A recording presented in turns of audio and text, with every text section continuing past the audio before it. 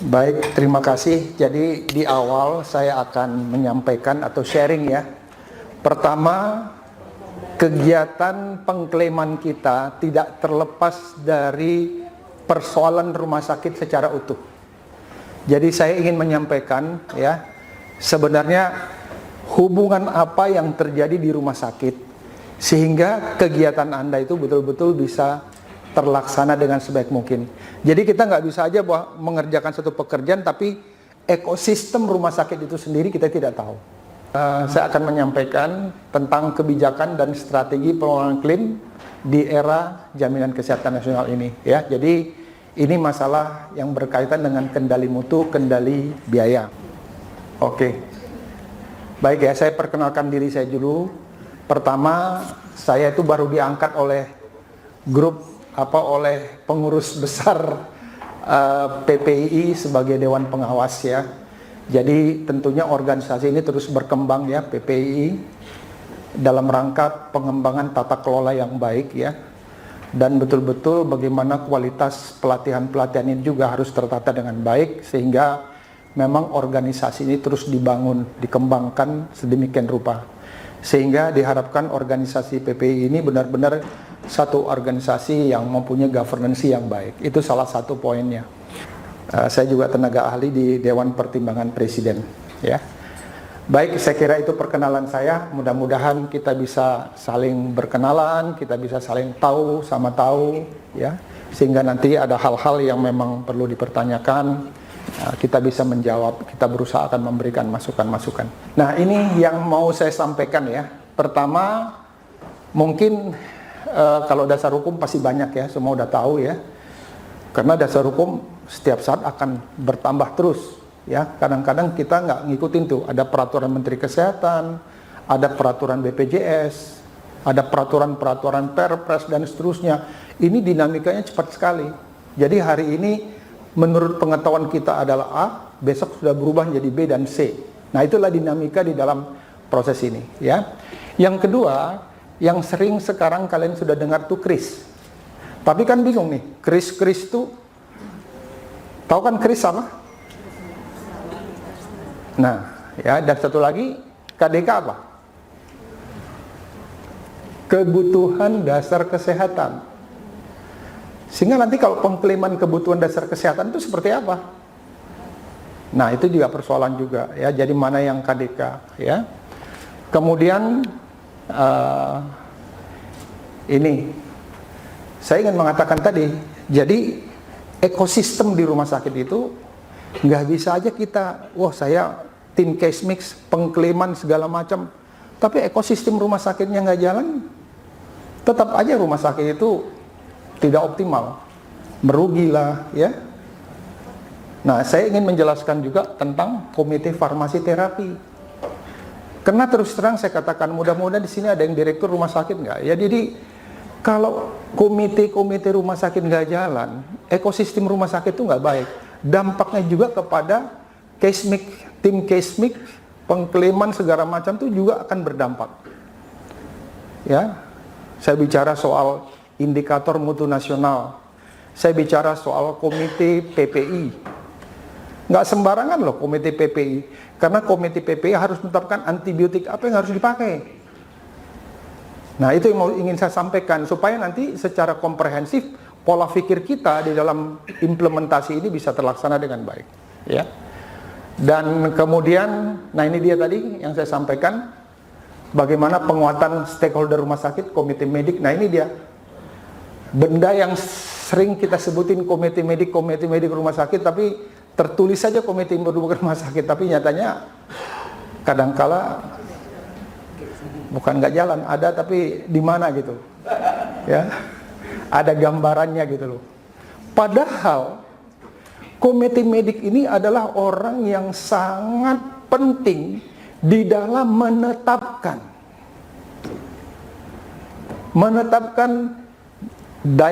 finally diagnosa. Jadi ketika ada satu komplain DPJP, Anda nggak bisa bicara sama DPJP karena alamnya berbeda. Jadi yang bisa menyelesaikan, kalau kita ada usulan kepada DPJP, yang bisa menyelesaikan adalah komite medik. Komite medik memberikan cara apa ini poinnya, ini diagnosanya, ini apa segala macam. Nah disitulah ada rapatnya. Jadi kalau bicara dengan seorang DPJP, TikTok begini nggak selesai sampai kapanpun akhirnya. Ya, nah ini saya mau nyampaikan juga, ini persoalan kita dan lain-lain. Ya, next. Ini peraturannya banyak sekali, ya. Peraturan banyak sekali yang perlu dihafal, ya. Nah, ini saya mau sampaikan. Kita lihat ya, ada rencana tentang penetapan KRIS, ya, KRIS. Jadi udah ada undang-undang, bahkan sebenarnya rawat inap kelas standar, ya. Paling lambat nih bulan Desember 2020. Ini Perpres 64 2020. Tapi ternyata juga nggak bisa terlaksana. Karena ternyata juga membuat ruangan KRIS standar itu di rumah sakit tidak sederhana juga. Ya. Nah, kemudian ini ada rancangan perubahan ketiga atas Perpres 82 ini nanti, ini sudah ada. Ini nanti di sini dituliskan kelas rawat inap standar dan rancangan ditetapkan paling lambat 30 Juni 2025. Nah, coba bayangin rumah sakit Anda.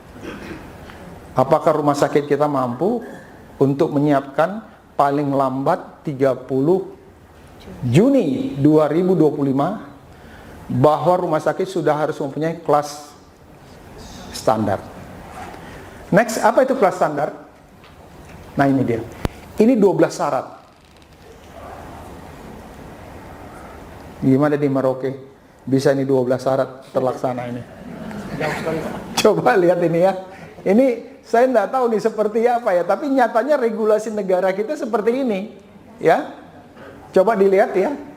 Komponen bangunan tidak mulai tingkat profesi tinggi, ventilasi udara, pencahayaan ruangan, kelengkapan tempat tidur, nakas per tempat tidur, nakas ya, tahu ya nakas? Tidur, kemudian temperatur ruangan, waduh ini ruangan rawat dibagi berdasarkan jenis kelamin, anak, dewasa, serta penyakit infeksi dan non-infeksi. Kemudian kepadatan ruangan, ruang rawat dan kualitas tempat tidur, partisi, kamar mandi, dalam ruangan rawat inap, kamar mandi memenuhi standar aksesibilitas, jadi buat orang-orang yang disability. Satu lagi outlet oksigen. Jadi nggak boleh digotong-gotong itu apa oksigen yang bikin outlet aja mahal sekali itu. Ya, nah, ini 12 macam yang harus dipenuhi rumah sakit dalam rangka menentukan kelas standar. Masalahnya apa? Sekarang Undang-Undang 17 2023 yang Omnibus Law, Omnibus Law itu mengambil alih fungsi-fungsi organisasi profesi, organisasi di luarnya diambil alih oleh negara semuanya. Jadi kalau Anda lihat Undang-Undang 17/23, semua yang menetapkan adalah negara. Dalam hal ini apa? Negara itu ada dua. Pertama adalah Kementerian Kesehatan, yang kedua adalah BPJS Kesehatan. Sehingga di dalam penetapan KRIS di rumah sakit masing-masing, Kementerian Kesehatan akan melakukan visitasi bersama dengan BPJS Kesehatan. Nah, itu sekarang. Jadi artinya apa? Artinya akan didampingin. Anda tahu kan kalau BPJS, ya kalau hitam atau abunya jelas banget tuh. Yang dikhawatirkan adalah, wah kalau kayak gini nggak memenuhi syarat katanya. Mungkin buat rumah sakit pemerintah masih aman, tapi kalau buat rumah sakit swasta, nah ini makanya ke depan coba dilihat ya. Jadi Anda bisa bayangkan 12 persyaratan inilah ya yang memang harus dipenuhi. Apalagi pada saat sekarang ini, pemerintah nanti dalam peraturan pemerintah yang baru akan mengeluarkan program pendidikan spesialis berbasis hospital base. Artinya apa? Artinya dokter-dokter calon spesialis hospital base diutamakan dari daerah. Jadi kalau ada dokter di Merauke, itu prioritas diterima menjadi peserta spesialis hospital base. Jadi mungkin di Merauke nanti akan bisa dilakukan tindakan-tindakan cath lab, pemeriksaan ring, ya. Jadi memang tingkat pengklaiman, tingkat kesulitan pengklaiman nanti dengan distribusi alat-alat canggih ke daerah itu akan semakin bertambah. Sekarang tindakan itu kan pemasangan ring bukan hanya di jantung, tapi di otak pun sudah dipasang ring sekarang. Ya, itu poinnya sekarang. Banyak sekali teknologi kedokteran tinggi yang sekarang akan didorong ke daerah. MRI dan seterusnya. Ya, jadi oleh karena itu kualitas di dalam pengklaiman pun itu nanti bergeser dari ibu kota yang besar di Jawa, itu bergeser ke daerah-daerah. Karena kebijakan kementerian itu seperti itu sekarang. Ya. Next, data dari kementerian, ternyata mereka sudah melakukan self-assessment. Jadi datanya adalah bahwa yang sudah memenuhi kriteria 12 tadi itu sudah 79,05%. Saya nggak tahu apakah rumah sakit Anda termasuk di sini. Ya. Yang 11 kriteria baru 3,18%. Artinya, kalau kita melihat bahwa 30 Juni 2005 KRIS akan dimulai, artinya apa? Artinya sudah siap nih 79,5 sampai sekarang kalau data self assessment-nya. Yang kurang baru cuma 13,12%. Ya. Nah, secara kasar kebutuhan biaya untuk kriteria 11 akses kamar mandi, memakan satu-satu persyaratan ada, hitungannya ada di sini, rata-rata. Tapi nggak tahu mungkin kalau di mana di Merauke harga semen berapa, ini nggak tahu ukurannya daerah mana nih, ya. Jadi kelas D dengan total rumah sakit wajib memiliki tempat tidur memenuhi standar KRIS 60%. Jadi saya ingatkan juga di dalam undang-undang kesehatan yang baru, Undang-Undang 17 2023 yang dimaksud rumah sakit ada 3. Rumah sakit ya dengan minimal 50 tempat tidur. Jadi artinya rumah sakit Anda yang belum 50 tempat tidur, sebelum nanti dipermasalahkan ke depan, nah ini harus dipikirkan. Yang kedua, rumah sakit gigi mulut itu 10 tempat tidur, rumah sakit mata 15 tempat. Yang diatur cuma 3. Jadi artinya nggak ada lagi istilah RSIA, RSR, macam-macam tuh nggak. Jadi pokoknya rumah sakit aja 50 tempat tidur. Ya, jadi tolong ini menjadi perhatian. Dan dari situ persyaratan utama buat rumah sakit pemerintah, 60% dari tempat tidur rumah sakit itu harus KRIS. Sedangkan swasta boleh 40%. Ya, jadi tolong ini menjadi perhatian ini, ya. Ini contohnya seperti ini. Jadi bisa dihitung seperti ini. Nah, ini adalah kebutuhan dasar kesehatan, ya. Kita lihat. Coba Anda lihat. Ini juga nanti menyangkut pengklaiman. Kehamilan, ya. Ini yang di perluasan manfaat promotif preventif, ini kebutuhan dasar kesehatan. Kehamilan, hipotir kongenital, stunting, thalassemia, nah ini semuanya nih. Kegiatan-kegiatan ini yang dikerjakan, ya. Jadi oleh karena itu kita lihat di sini untuk kehamilan harus ada antenatal care 6 kali, 2 kali USG dan seterusnya. Ini juga ada upaya-upaya deteksi dini, ya, pemeriksaan ini. Ya, ini adalah hal yang memang dimintakan nanti dalam kesehatan dasar kesehatan. Next. Ini juga bagaimana mengidentifikasi lever, PPOK, ya, pemeriksaan spirometri, ya. Mungkin kok di ruangan ini, kok di spirometri Pak Ade ada yang sudah awal PPOK nih. Rokoknya sehari berapa bungkus gitu ya. Pasti sudah ada yang PPOK nih. Nah, yang sering batuk-batuk itu biasanya. Ya. Jadi, nah itu juga penting nih. ya. Nah, satu lagi, kanker usus. Itu juga masuk dalam, jadi bahwa kita periksa itu. Benzidin test ya, tes di feces. Seperti itu. Nah, ini semua sebenarnya harus lakukan, karena ini bagian dari promotif preventif untuk mengidentifikasi apakah ada faktor-faktor tertentu di dalam proses ini. Ya, jadi saya mohon teman-teman bisa memahami ini betul nanti, apalagi berkaitan dengan pengklaiman. Ya, next. Nah, kemudian kita tahu sekarang BPJS kemarin zaman-zaman pandemi kayaknya pada surplus. Kayaknya tuh bayarannya tepat waktu. Pas. Wah. Zaman saya defisit yang paling besar.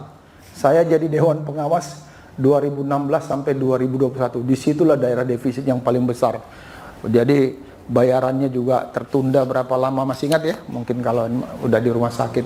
Memang benar-benar tuh waktu itu. Kenapa? Setiap orang sakit pokoknya semua ditanggung. Nah ini, apapun ditanggung. Makanya sekarang nggak mungkin. Nah sekarang, saya sampaikan tadi, karena sekarang pelayanan canggih itu sudah dipindahkan ke daerah, mulai diarahkan ke daerah. Anda tahu ya, di Ambon sudah ada rumah sakit vertikal. Di Kupang sudah ada rumah sakit vertikal. Ini juga mau ditambah lagi, di Surabaya ada vertikal lagi, di Makassar akan ada vertikal lagi, di Papua satu ada rumah sakit vertikal. Nah kemudian RSUD di setiap provinsi yang menjadi rumah sakit rujukan provinsi didistribusikan alat CAT lab, MRI dan seterusnya. Akibatnya apa? Akibatnya nanti klaim itu sudah merata ke daerah. Jadi tingkat pengklaiman yang Anda lakukan di daerah yang selama ini hanya ya biasa-biasa saja itu menjadi complicated. Sekarang masyarakat sudah merasakan luar biasanya pelayanan BPJS Kesehatan. Kalau dulu orang masih skeptis, sekarang sudah mulai merasakan. Yang komplain masih sudah sedikit lah sekarang. Tapi persoalannya beban bertambah besar. Ya, jadi ini kawan-kawan yang melakukan itu harus mengawal. Jadi oleh karena itu sekarang ini yang sekarang bagaimana membuat sistem ini, selisih biaya ini. Karena apa? Tidak sesederhana nanti si Prudential Mandiri Health juga punya sistem. Ketika Anda bilang nanti ini tarif inasidinya sekian, itu akan diperiksa lagi oleh mereka. Benar nggak nih? Makanya sekarang asuransi, kalau memang Anda kelanjutan asuransi itu sudah mulai ngikutin gaya-gaya BPJS. Kalau dulu nggak begitu sensitif dia, tapi sekarang mulai sedikit ada. Kenapa ini? Ini mana PPK-nya? Jadi oleh karena itu saya harapkan perlu dipikirkan, ya. Next slide. Ini tadi saya teruskan juga ya mengenai selisih biaya. Ini yang akan diterapkan nanti karena nanti BPJS akan mulai melihat mana biaya yang memang harus ditanggung oleh BPJS Kesehatan, mana yang memang menjadi coordination benefit. Belum tahu skemanya gimana. Apakah setiap pasien PBPU atau non PBI harus membayar, yang PBI pasti enggak. Ya, memberi tambahan. Apakah dimungkinkan? Sedangkan sekarang pun non PBI menunggak hampir 50 juta jumlah rakyat Indonesia. Anda bisa bayangin 50 juta. Bagaimana negara menghadapi rakyatnya? Nggak bisa, punya utang nggak bisa diapa-apain juga. Nah itulah masalah kita, tapi itulah yang kita harus lakukan ya. Next. Ini mengenai Fornas, tadi saya katakan Formulir Nasional. Saat sekarang ini di Kementerian Kesehatan lagi banyak menerima masukan-masukan baru tentang Fornas, tentang Formulir Nasional ya. Jadi kalau kita lihat bagaimana tata cara menyusunnya, saya kira teman-teman semua sudah tahu ya Fornas itu ya. Jadi oleh karena itu walau bagaimanapun di setiap rumah sakit komite farmasi terapi itu harus ada. Karena yang menetapkan nanti kira-kira obat apa yang dibutuhkan di rumah sakit itu adalah melalui KFT sebenarnya. Rapat KFT terdiri dari dokter spesialis, komite medik, farmasis, dan seterusnya ada tim di situ. Dan ini kan sekarang bisa langsung dikirim ke Kementerian Kesehatan seperti masukan-masukan baru.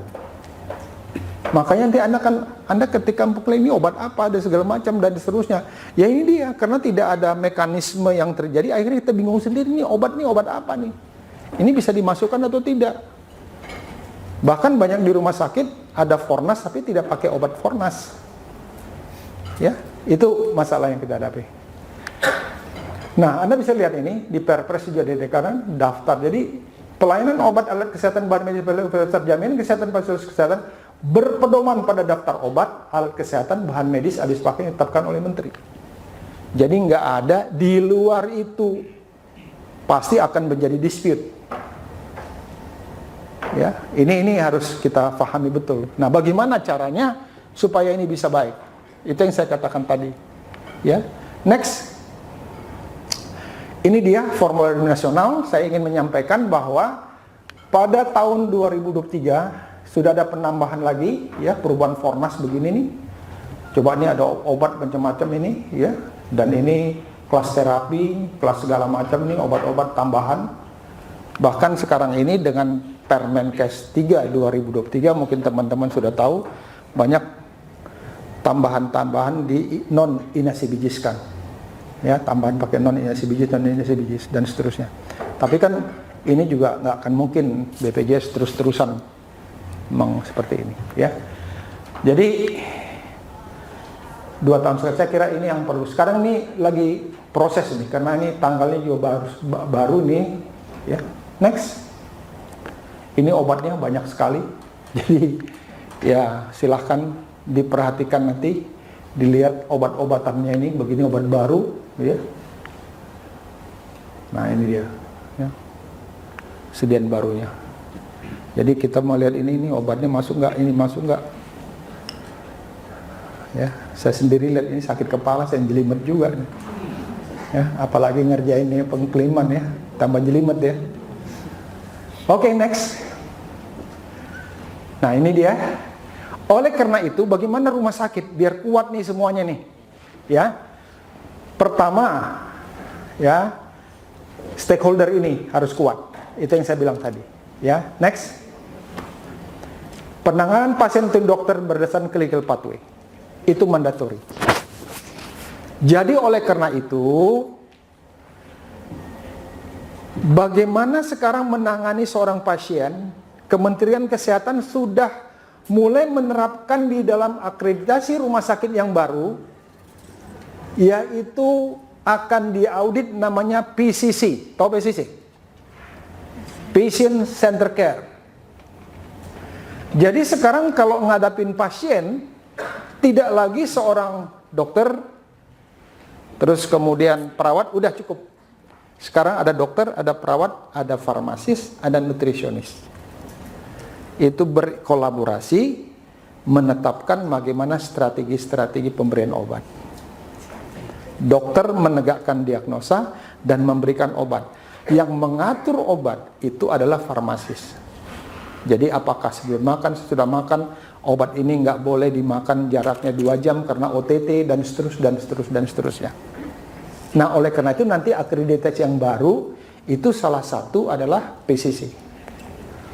Sekarang ini semua surveyor lagi di pelatihan ulang lagi oleh Kementerian Kesehatan. Surveyor yang baru, ya, untuk ini. Nah, ini Anda lihat pemilihan pemeriksaan, cost efektif, medical macam-macam, ya. Next. Ini dia prosesnya, jangan lupa, ya, keadaan pasien. Next. Nah, ini saya ingin menyampaikan di rumah sakit juga harus kita lihat bagaimana penentuan ini, ya, bahwa tata kelola klinis ini semua harus tertata dengan baik agar pembiayaan inasibijisnya juga akan baik. Jadi oleh karena itu tadi ada mutu manajemen, tata kelola, komite keperawatan ini nih. Ya, saya nggak ngerti apakah di tempat Anda tata kelola rumah sakitnya sudah sedemikian rupa sehingga memang betul-betul tim yang sudah ada sekarang ini bisa terlaksana dengan sebaik mungkin. Next. Ini juga kita lihat, ya, di sini ada apa namanya klinik inilah sampai termasuk pencegahan fraud, ya, selama ini, ya. Saya kira mudah-mudahan ini sudah di awal-awal dulu kerja kita ngintip fraud terus dulu zaman saya di Dewan Pengawas BPJS. Tapi sekarang fraud udah makin kurang, cuma ada beberapa fraud juga. Ya, karena ada beberapa yang ekstrim lah saya lihat, ya. Ini adalah sistem rumah sakitan. Jadi makanya saya katakan tadi, ekosistem rumah sakit harus baik agar pengklaiman kita baik dan menghasilkan betul-betul sisa hasil usaha yang baik di rumah sakit. Jadi kalau hanya tim cashback yang jalan begini jalan terus ekosistemnya nggak terlihat, saya kira kita nggak punya arah. Walaupun kita punya ilmu detail teknis seperti apa, tadi saya katakan tadi, apakah antibiotik ini benar atau tidak, apakah benar sekian hari atau tidak, itu banyak sekali persoalannya. Apakah diagnosanya benar, apakah pengkodingannya benar, ya. Jadi saya harapkan, ya saya berharap sih sebenarnya. Nah sekarang ini apa? Akreditasi rumah sakit akan berubah polanya. Tadi saya bilang secara manajerial dan kemudian juga tadi PCC itu dalam pendekatan pasiennya. Jadi mau tidak mau rumah sakit kita akan berubah nanti di dalam akreditasi yang akan datang. Karena ini kaitannya kepada sistem yang ada. Next. Nah ini dia komite medik ya. Tolong dicatat, dibaca Permenkes 755/2011 ya. Di situ diperintahkan ya. Di dalam Permenkes 1438/2010 yang saya sebutkan tadi, yang dibuat PPK-nya adalah diagnosa yang high volume, high cost, high mortality, high variasi. Hanya itu saja yang dibikin PPK-nya. Jadi kalau Anda punya PPK, Anda sebagai tim case itu lebih gampang untuk bagaimana melakukan penataan klaimnya. Tapi kalau enggak, mungkin kalau di rumah sakit Anda ada 3 internis, akan 3 karakter yang berbeda nanti pengobatan. Benar kan? Nah itu yang terjadi. Ya, jadi oleh karena itu tolong dipikirkan ini. Ya, jadi salah satu di komite medik ada 3 subkomite kredensial, subkomite etika profesi, subkomite mutu. Nah, inilah yang melakukan audit klinik. Jadi kalau ada kasus dengan DPJP, sebenarnya komite medik, subkomite mutu inilah yang sebenarnya berkumpul, bernegosiasi untuk sebenarnya apa sih diagnosanya. Kita bisa mengorek diagnosanya dari situ. Dan kita sebagai tim coding, tim apa sih akan bisa lihat seperti apa. Nggak usah sampai ke TKMKB. Karena BPJS paling gampang nih, bawa ke sana, udah bawa ke sana delay, lebih lama-lama uangnya nggak jelas. Apalagi sekarang ada aturan 6 bulan kan? Nah, BPJS pintar juga soalnya, bawa ke TKMKB, ya kan? Terus TKMKB di mana? Udah tingkat mana? Tingkatnya udah di atas. Semua orang tahu masalah rumah sakit kita, karena TKMKB banyak orang. Padahal di komite medik bisa diselesaikan, ya. Dan kadang-kadang kita nanti berdiskusi, kita bisa lihat nanti sama-sama ini apa diagnosanya. Mungkin jangan-jangan diagnosanya ada 4. Ya. Jadi sekarang Kementerian Kesehatan menuntut rumah sakit ini harus jalan, nggak bisa lagi seperti dulu-dulu. Ya, next. Ini dia. Ada keputusan Dirjen yang terakhir tahun 2023. Ya, ini mengatur clinical pathway. PPK ya. Rencana detail setiap pelayanan yang akan diberikan oleh dokter, perawat, tenaga kesehatan lainnya memberikan pelayanan kepada pasien dengan cara menerjemahkan. Nah ini harus nih. Ini keputusan Dirjen loh ini. PNPK, PPK, dan pedoman kesehatan lainnya. Artinya apa? Setiap kegiatan kita di dalam ekosistem rumah sakit, dalam pengklaiman segala macam harus berdasarkan ini. Jangan sebut kami punya komite medik tapi nggak jalan, nggak bisa kita sebut sekarang ini. Artinya harus, karena tahun 2003 Dirjen mengeluarkan ini. Ini akan dipakai oleh LIPA akreditasi untuk mengakreditasi rumah sakit Anda semua. Ya, jadi saya inginkan ekosistem ini yang kita bangun di awal agar bagaimana kita bisa menerapkan implementasi klaim tadi. Ya. Acuan dalam menyusun, menerapkan, mengevaluasi alur klinis, clinical pathway bagi dokter ban yang memberikan pelayanan langsung pada pasien. Ini dia. Dokter, perawat, dan tenaga kesehatan lainnya atau sebut PPA, profesional pemberi asuhan, yaitu ya tadi, dokter, perawat, farmasis, nutrisionis, apalagi banyak, ya, fisioterapi segala macam. Jadi ingat ya, kesiapan nanti era baru dari akreditasi. Next, ini dia. Saya sampaikan tadi bahwa sudah ada keluar Kepdirjen tentang clinical pathway, evaluasi, metode yang baik, membutuhkan komitmen yang kuat pimpinan rumah sakit, keterlibatan aktif para klinisi, dukungan dari seluruh rumah sakit. Ini dia. Menghemat penggunaan sarana, penurunan loss, kan dampaknya pada klaim. Ya, pasien early discharge, menurunkan loss, membantu tim multidisiplin PPA, dan seterusnya. Panas. Tapi saya butuh kolaborasi sama dokter, karena dari diagnosa keperawatan, dari kajian diagnosa keperawatan, bahwa panas disebabkan karena kekurangan cairan. Wah, ini perawat saya hebat banget nih. Pinter dia nih. Eskep lagi kan. Kalau eskep kan udah pinter harusnya kan. Nah, terus habis itu, oke, kalau kolaborasi apa? Saya akan berikan cairan, kita hitung sekian. Oke, nanti saya laporkan. Setelah diberikan cairan, katakanlah 1,5 liter atau 1 liter, dok lapor lagi setelah berikan cairan, panasnya turun, ininya turun, semuanya bagus. Tanda-tanda vital baik. Pertanyaannya, apakah masih ada safety reaction? Apakah masih ada paracetamol? Kan tidak. Nah, ini persoalannya. Kalau perawat tidak bicara askep, bobol itu rumah sakit. Maka bagaimana pengklaim mempertanggungjawabkan itu? Poinnya kan di situ, ya. Jadi tolonglah, ini sekarang makanya disebutkan soal PPA ini penting banget. Makanya salah satu yang bertanggung jawab menjadi center PPA ini adalah perawat, bukan dokter. Perawat ini 24 hours di rumah sakit. Itulah manusia yang paling penting di rumah sakit. Dia mengatur semua pasien dari 24 jam dan seterusnya. Ya, jadi mohon ini menjadi pola pikir bagi kita sebagai ekosistem rumah sakit dalam nanti ilmu yang akan kita dapat. Next. Ini dia asuhan pasien terintegrasi, ya. Jadi DPJP sebagai clinical leader, PPA, ini semuanya. Ya, ini akan berkaitan nanti dengan strategi pengklaiman. Kalau ini bagus, ini akan bagus. Ini dia kebutuhan pasien, evidence based medicine, etik, pasien mutu, dan seterusnya. Ya. Ini dia yang akan dinilai nanti oleh akreditasi Kemenkes adalah manajemen risiko rumah sakit dan pelayanan fokus pasien, PCC, patient center care. Dua ini yang akan menjadi akreditasi ke depan. Jadi mohon nanti ini disampaikan siapaan rumah sakit semuanya. Next. Ini dia tadi saya katakan PPA tadi, ya. PPA clinician. Jadi di sini direktur kepala bidang ada PPA. Ini pasien, jadi integrasinya ke sini. Ini MPP di sini, poinnya. Nurse, apoteker, dietitian.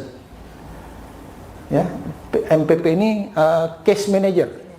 Ya, case manager. Case manager penting loh. Ya, karena Anda sebenarnya dalam penelitian case manager itu yang sangat bertanggung jawab, karena dia memantau pasien itu masuk, dibereskan oleh dokter, udah visit nggak, diagnosanya jelas nggak, karena akan berdampak pada loss, pada segala macam. Bobol ke rumah sakit. Ya, jadi saya selalu ingin mengingatkan ekosistem rumah sakit kita harus baik agar kita itu benar-benar bisa klaim kita itu akan bisa bagus. Next. Ini dia Kepdirjen lagi, ya, ini baru Kepdirjennya. Jadi diminta membangun pemahaman bersama tentang alur klinis, clinical pathway, membentuk tim alur klinis. Nah, judul macam-macam, til alur klinis ini semuanya, ya, alur klinis dan semuanya. Jadi ini tidak bisa terlepas daripada kita pada saat kita melakukan pengklaiman di rumah sakit, karena nanti kita bicaranya bukan ke DPJP, banyak sistem yang akan kita hadapi di dalam menetapkan ini benar nggak sih klaim kita, benar nggak ini. Pokoknya jangan bicara TKMKB lagi, sekarang kita bicara di rumah sakit aja selesai, ya.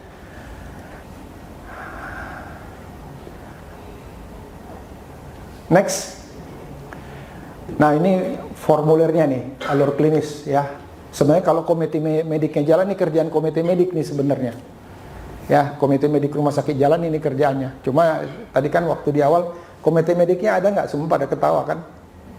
Padahal itu penting banget. Ada sih ada, tertulis ada. Ya. Nah ini dia, bayang nih, kalau mau dipelajari, wah ini ilmu luar biasa nih.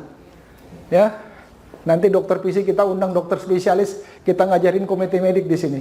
Karena komite bagus ya, pasti bagus rumah sakit. DPJP-nya pasti standar. Kalian akan gampang pengklaiman semuanya. Ya, masalahnya kan karena itu. Ya. Komite medik mempunyai tugas fungsi mengatur tata kelola klinis ya, agar staf medis di rumah sakit terjaga profil melalui mekanisme fungsi kredensial, penjagaan mutu profesi medis dan pemeliharaan etika disiplin ini. Ini penting. Diperlukan peningkatan peran komite rumah sakit menunjang konsep lain berfokus pada patient center care yang melibatkan PPA dalam integrasi clinical pathway. Bersama manajemen rumah sakit, komite medik juga harus menawarkan peran aktif dalam menunjang pencapaian beberapa indikator klinik, INM dan seterusnya. Jadi pemberian antibiotik di pasien itu juga harus sepengetahuan komite PPI. Jadi contoh gini, kalau saya nih orang BPJS lihat, ini antibiotiknya, kenapa antibiotik ini diberikan? Alasannya apa? Punya nggak pola kuman ruangan? Ya, pokoknya paling besar itu antibiotik. Makanya saya khawatir banget di awal, ketika hari pertama nggak ditegakkan diagnosa, si case manager nggak teliti melihat pasien masuk dari IGD itu tidak ada diagnosa, itu resiko besar. Apalagi diagnosa belum ditegakkan baru hari keempat yang saya bilang tadi. Akhirnya modalitas 1 hari pertama itu nggak bisa kebayar. Kita klaim DBD cuma berapa sih?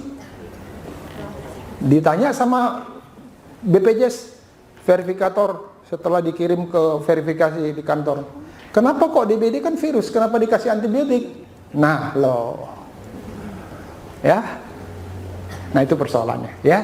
Jadi mudah-mudahan dalam diskusi ini semua teman-teman sudah memahami bahwa pentingnya ekosistem rumah sakit saat sekarang ini, dan Kementerian Kesehatan melalui akreditasi LIPA ini dirubah polanya sehingga manajemen risiko rumah sakit dan PCC yang akan dinilai dalam akreditasi, sehingga sekarang seluruh surveyor LIPA itu lagi dilatih lagi untuk melakukan itu.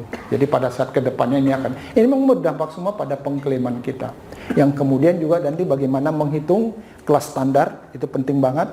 Kemudian juga bagaimana menghitung coordination of benefit, jadi berapa kita bilang, oh dari dari hitungan kita 100 rupiah umpamanya, jadi di coordination benefitnya COB-nya sekian.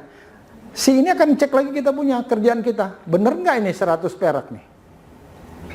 Nah itu poinnya. Jadi Bapak Ibu sekalian, itulah perkembangan terbaru dalam rangka proses JKN pada saat sekarang ini, terutama nanti dampak daripada kelas standar. Nah itu juga harus dilihat ya, sejauh mana itu satu kamar 4 tempat tidur ya. Jadi poinnya di situ. Saya kira itu saja. Mudah-mudahan nanti kita bisa berdiskusi bila ada pertanyaan-pertanyaan, dan mudah-mudahan ini bisa membuat suatu basic ya untuk dalam rangka nanti kita lebih detail lagi mempelajari detail pengklaiman di INSIDGIS. Terima kasih atas perhatiannya, kurang dan lebih mohon maaf. Wassalamualaikum warahmatullahi wabarakatuh. Selamat malam semuanya. Wah, udah mulai ngantuk ya. Di depan ada kue, monggo bisa sambil dimakan, diminum ya. Saya ulang lagi, selamat malam semua.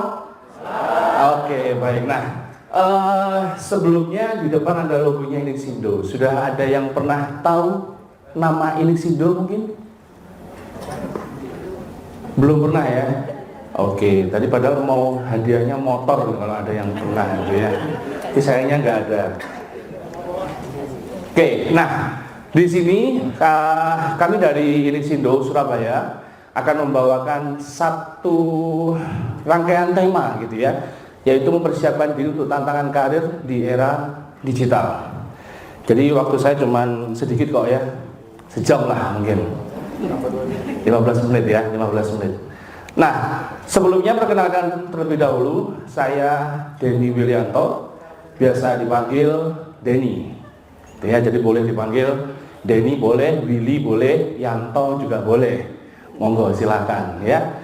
Nah, saya bergabung di Inisido Surabaya kurang lebih 11 tahun yang lalu, masih junior ya, karena masih sudah ada yang senior itu sudah 30 tahun lebih ya.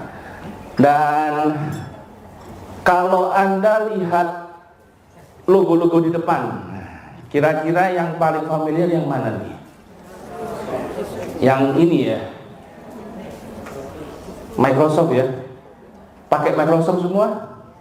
Oke. Nah, lalu yang di sini BNSP? Betul sekali. Nah, kami adalah salah satu partnernya dari Microsoft yang Bapak Ibu kenal, dan juga dari BNSP atau Badan Nasional Sertifikasi Profesi, yang LSP-nya namanya adalah Lembaga Sertifikasi Profesi Inixindo, gitu ya. Baik. Yang di bawah nggak ada yang kenal nih? Yang di bawah? Nah, PPII ya, jangan sampai terlewat ya. Ada di bawah di situ ya. Nah, kami juga sebagai pusat ujian resmi dari PPII, yaitu PPII Professional Exam Program. Nah, ini yang akan saya bawakan kurang lebih selama sekitar 13 menit ke depan, gitu ya. Nah, temanya adalah kenalan karir di era digital. Saya bahas sedikit mengenai masalah ini. Nanti ada hubungannya dengan yang Bapak Ibu kerjakan sehari-hari. Di sini semuanya sebagai coder ya, rata-rata, betul ya. Nah, jadi klaimnya di tangannya Bapak Ibu, bener atau enggak gitu kan. Oke, nah kita awali dengan industri yang dari namanya industri 1.0, 2.0, 3.0 dan sampai 4.0, dimana sampai saat ini itu yang terbaru adalah industri 5.0, dimana setiap masing-masing revolusi industri itu akan selalu ada pengurangan tenaga kerja. Karena apa? Pekerjaan menjadi lebih efektif, lebih efisien, hasilnya lebih banyak, lebih tepat, tanpa ya angka kesalahannya lebih sedikit. Gitu ya. Dimulai dari tahun 1784, saya cepat saja di situ ditemukan mekanisasi. Jadi yang dulunya manual tiba-tiba muncul sistem mekanik. Dan seterusnya sampai ke industri 4.0, di mana kalau sekarang Anda pernah dengar smart home? Anda bisa nyalakan lampu dari Surabaya, rumahnya di Jakarta bisa nyalakan lampu dari Surabaya, bisa akses CCTV. Nah, itu adalah industri 4.0, gitu ya. Dimana untuk ngawasin nggak perlu satpam, cukup CCTV, ya kan? Gitu ya. Nah, ini yang paling kelihatan perbedaannya. Kalau dulu ketika Anda pernah ya lihat film yang diambil dari udara gitu kan, itu pakai helikopter. Pakai helikopter berarti Anda harus sewa helikopternya, harus sewa pilotnya, harus sewa kameramennya, kalau perlu sewa kameranya. Betul ya? Jadi kalau misalkan ngambil gambar dari angkasa, sehari kurang lebih butuh 500 juta lah. Oke? Tapi dalam waktu 10 tahun itu semua digantikan sama satu alat yang namanya drone. Berarti kehilangan apa aja? Pilot helikopternya, kameramennya, operatornya ya, yang ngisi bahan bakarnya helikopter. Udah nggak butuh lagi, karena butuhnya apa? Ngecas listrik. Lebih murah, beli 25 juta, 30 juta bisa dipakai berulang-ulang. Nah, itu adalah contoh ekstrim industri revolusi industri, gitu ya. Kaitannya apa? Di bidang kesehatan. Nah, di sini saya kasih contoh video. Ini adalah robot. Oh, nggak ada suaranya ya? Oh, ada ternyata ya. Ini adalah robot yang ada di China, di mana tugasnya adalah untuk membantu pasien yang tidak bisa berdiri dan seterusnya. Jadi daripada nyari orang untuk ngangkat, robot ini akan membantu. Ya, dan ini saat ini ada di Jepang ya, di Jepang.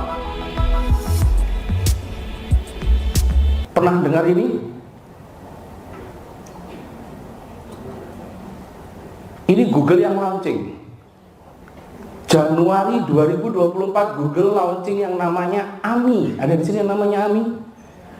Ada? Nggak ada ya. Nah, AMI itu apa? Articulate Medical Intelligence Explorer, yaitu adalah dari Google Health. Tujuannya apa? Tujuannya adalah ketika nanti Anda punya keluhan masalah, Anda chat dengan si AMI, maka si AMI ini akan memberikan rekomendasi Anda kira-kira sakit apa, obatnya apa. Ya sama-sama seperti kayak HelloDoc lah. Tapi kalau HelloDoc kan komunikasi dengan manusia ya. Kalau ini dengan AI, kecerdasan buatan. Gitu ya. Dan ini adalah diagnostik bagaimana AMI bekerja. Jadi kalau misalkan dia ada pasien lalu dikritik, dia akan membaca kritiknya dan dia akan memperbaiki diri. Sama seperti manusia ya sebenarnya ya. Dia akan memperbaiki diri sehingga akhirnya, nah seperti ini adalah hasilnya. Yang biru adalah pengalaman manusia berhadapan dengan manusia, yang berwarna pink itu adalah ketika berhadapan dengan si AMI. Ini di luar ya, belum di Indonesia. Dan hasilnya adalah dari grafik itu si AMI empatinya lebih tinggi daripada manusia yang menjawab. Lalu kejujurannya lebih tinggi si AMI. Lalu patient confidence in care. Jadi pasiennya itu lebih percaya diri dalam dikasih rekomendasi gitu ya, lebih tinggi si AMI. Akurasinya lebih tinggi si AMI, manajemen plan lebih tinggi, dan escalation recommendation hampir sama, so-so. Karena apa? Si AMI ini ketika ada kritik, dia akan membangun diri. Kalau manusia ada kritik, marah. Itu yang terjadi. Nggak terima, ngajak tarung gitu ya. Tapi kalau si AMI enggak, itu adalah AI, si AMI. Ada lagi yang kedua, buatan Google. Namanya Google Medical Palm atau Medical Large Language Model. Nah, kalau ini modelnya seperti ini dia. Jadi Anda kirim foto ronsen, dibaca sama si AI. Kira-kira hasil foto ronsen ini ngapain? Kenapa dan seterusnya. Gitu ya. Nah, yang paling baru Olive, yaitu adalah kerjasama si Asus dengan Olive. Tahu Asus ya? Laptopnya mungkin ada yang Asus di sini. Asus ya. Nah, si Asus ini bekerja sama dengan Olive mengembangkan kecerdasan buatan, tujuannya untuk coding yang dinamai dengan Miraiko, di mana ini akan menjadi coding asisten kecerdasan buatan pertama dan terbesar saat ini. Gitu ya. Tujuannya apa? Nanti dia quick search and select, support ICD 10, CM dan PCS dan seterusnya. Jadi Anda memasukkan kayak dokter ya, ini nanti sakitnya seperti ini, bla bla bla bla bla bla, dia muncul codingnya, angkanya berapa, rekomendasinya berapa. Ini baru ada di China, belum ada di Indonesia. Oke. Nah, apa artinya? Nah, gitu ya. Artinya apa? Berarti saat ini di situ humans are hooked, machine are learning. Jadi manusianya itu terpaku dengan handphone. Entah itu ngegame, chatting, rasan-rasan ya kan, di grup, kok gak bisa lolos, gak di accept gitu kan. Pada saat yang bersamaan mesin sedang belajar gitu ya. Itu yang terjadi saat ini. Nah, sehingga bagaimana dengan bersaing di dunia industri? yaitu Bapak Ibu semua yang ada di sini harus menambahkan value. Harus menambahkan value dirinya. Gitu ya. Caranya bagaimana? Yaitu dengan certified. Ada yang mengakui Bapak Ibu di sini sebagai coder? Kecuali rumah sakitnya. Nah, pentingnya sertifikasi yang pertama adalah itu akan menjadi standar profesional. Oke, saya sebagai seorang coder profesional, di mana dengan keberadaan saya rumah sakit akan terbantukan, yaitu untuk klaim misalkan. Jadi kalau tidak ada bapak atau kalau tidak ada ibu, maka rumah sakit ini tidak bisa klaim. Wah, itu top. Pengakuannya bagaimana? Ya, Bapak Ibu harus certified dulu. Nah, itu yang dibentuk. Yang kedua, yaitu meningkatkan keselamatan dan kepercayaan masyarakat. Jangan sampai Bapak Ibu salah melakukan coding, terus akhirnya pasien mungkin tidak dilayani dengan baik, ditolak dan seterusnya, akhirnya merugikan masyarakat. Ya. Nah, keuntungannya apa? Yaitu peningkatan kredibilitas, ada peningkatan peluang karir. Mungkin.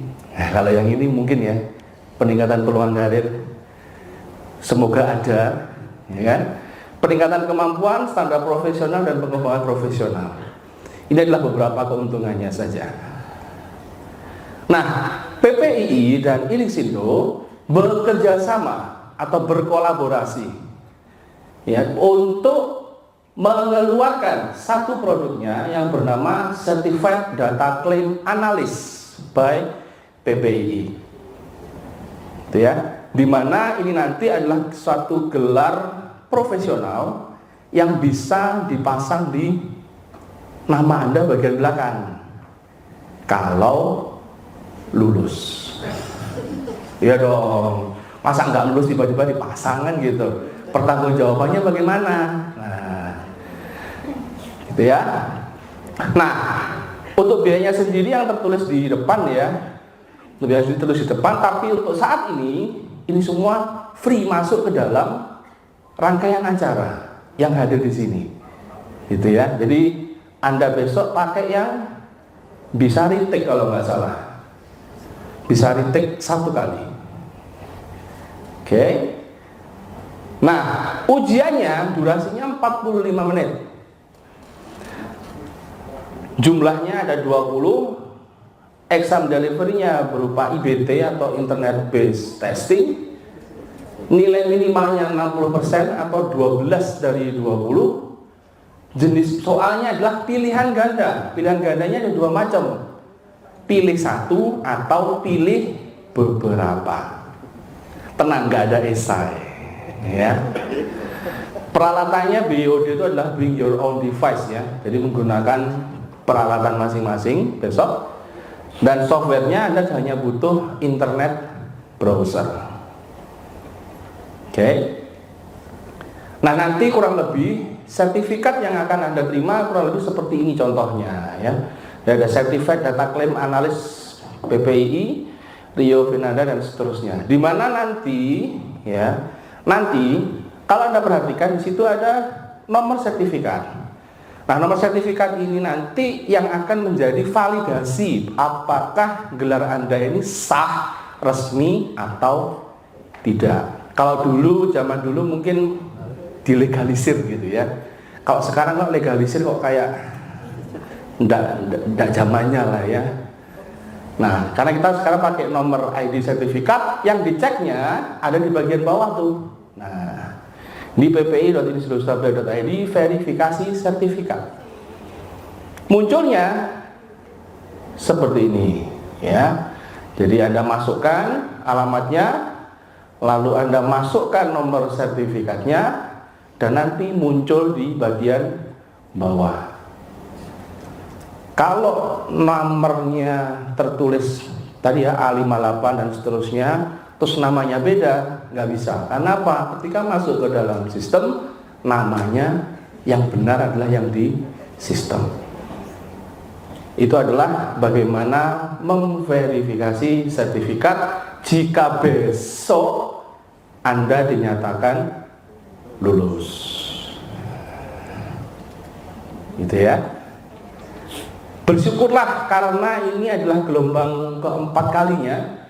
Karena gelombang pertama soalnya cuma 15. Gelombang keempat soalnya 20. Nanti gelombang kelima nambah 5 lagi. Dan seterusnya. Gitu ya. Nah, dari penjelasan singkat ini, ada yang mau ditanyakan Bapak Ibu? Jadi itu yang besok akan kita jalankan, gitu ya. Soalnya apa aja? Soalnya adalah besok kalau tidak salah sekitar 10 soal itu mengenai coding, gitu ya. Sisanya ya sosok lah, gampang lah. Soalnya gampang. Ya. Nah, besok ada usaha nyari jawabannya, gitu ya.